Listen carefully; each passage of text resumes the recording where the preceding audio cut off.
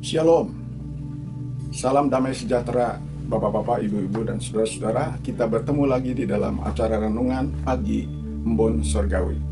Sebelumnya mari kita minta pimpinan Roh Kudus supaya menjadi berkat. Mari kita berdoa. Terpujilah namamu Bapa yang Maha Kasih, Engkau yang berfirman kepada kami. Kami mohon pimpinan Roh Kudus supaya hambamu maupun Bapak-bapak, Ibu-ibu, saudara-saudara sekalian yang diberikan anugerah kesempatan untuk mendengar firman Tuhan, diberkati dan siap untuk mendengar, untuk menyimpan dalam hati, mempelajari dan menghayati. Kami serahkan semuanya ini dalam nama Yesus, Juru Selamat kami. Amin. Saya ambil dari Yohanes 1 ayat yang ke-12 yang berbunyi, tetapi semua orang yang menerimanya diberinya kuasa supaya menjadi anak-anak Allah, yaitu mereka yang percaya dalam namanya. Dalam ayat ini saya bersyukur kepada Tuhan dengan sungguh-sungguh senang karena mendapatkan tema yaitu percaya menerima Yesus. Itu sebagai syarat yang praktis, singkat. Mengapa demikian? Karena ini adalah janji Tuhan kepada kita, karena ini adalah anugerah, karena ini sudah dilakukan dengan sempurna oleh Yesus Kristus yang 33 tahun hidup berbuat benar dan baik. Jadi kita perlu terima kado ini yang sangat luar biasa dari Tuhan Yesus. Saya menemukan singkatan lebih panjang dari PM, yaitu Barkata. B bahtera, A air, R roti, K kado, dan TA tamu. Jadi kita ingat akan bahtera. Pada waktu itu hanya 8 orang yang selamat dan yang memenuhi syarat, yaitu PM, percaya masuk. Kemudian kalau air, kita disuguhi air, maka kita harus percaya baru minum.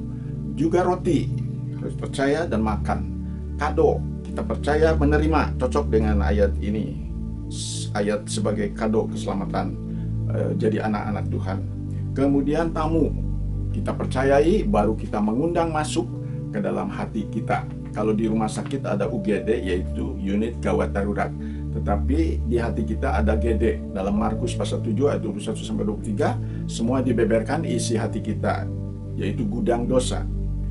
Itu sebabnya ada sahabat yang mau masuk ke dalam hati, kita perlu percaya, kita perlu mengundang. Percaya kepada siapa? Percaya kepada Yesus sebagai apa? Sebagai Juru Selamat, sebagai Tuhan, dan sebagai Injil.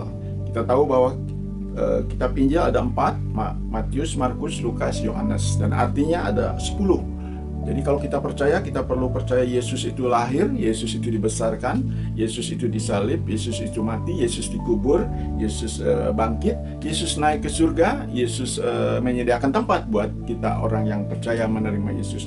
Dan Yesus kirim Roh Kudus untuk kita, supaya kita tidak sendirian berjuang dalam dunia yang fana ini, yang penuh dengan pencobaan, dan akan datang kembali. Jadi kita perlu bersiap-siap menyambut kedatangan Tuhan Yesus Kristus. Jadi kita perlu, setelah percaya pada Yesus, kita perlu mengundang Yesus, dan nanti yang akan masuk yaitu Roh Kudus. Percaya atau tidak percaya, saya kumpulkan puluhan tahun dalam membaca Alkitab.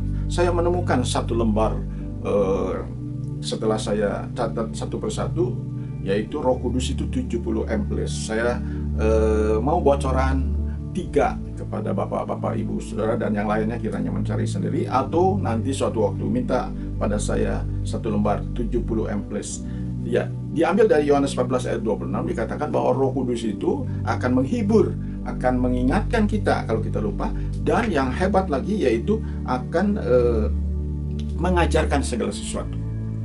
Lebih luar biasa lagi ada di dalam Efesus 1 ayat 13-14, yaitu sebagai meterai dan menjamin kita. Jadi kemana-mana kita tidak usah takut.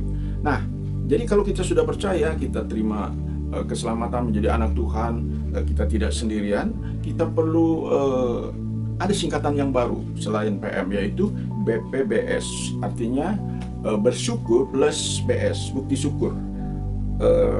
Jadi kita bersyukur itu bukan hanya di mulut, lidah, dan bibir, tetapi kita harus buktikan syukur itu. Seperti yang terakhir saya akan baca ayatnya, yaitu dari pengalaman di dalam Lukas pasal yang ke-8 ayat 1 sampai yang ke-3. Tidak lama sesudah itu Yesus berjalan berkeliling dan dari kota ke kota dan dari desa ke desa memberitakan Injil Kerajaan Allah. Ke-12 muridnya bersama-sama dengan dia, dan juga beberapa orang perempuan yang telah disembuhkan dari roh-roh jahat atau berbagai penyakit, yaitu Maria yang disebut Magdalena, yang telah dibebaskan dari 7 roh jahat, Yohana istri Kusa bendahara Herodes, Susana, dan banyak perempuan lain. Perempuan-perempuan itu melayani rombongan itu dengan kekayaan mereka. Jadi bukti syukurnya yaitu pada waktu mereka sudah disembuhkan, sudah diselamatkan, dia rela karena sudah mendapatkan keselamatan yang berharga, maka dia rela melayani rombongan itu dengan kekayaan mereka. Maria Magdalena begitu juga.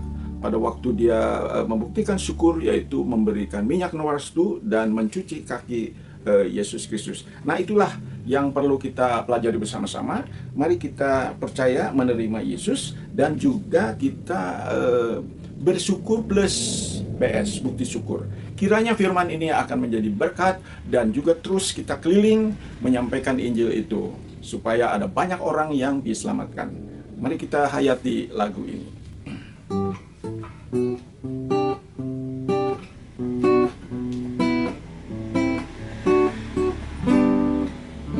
Percaya Yesus, percaya Yesus, percaya Yesus pasti menang.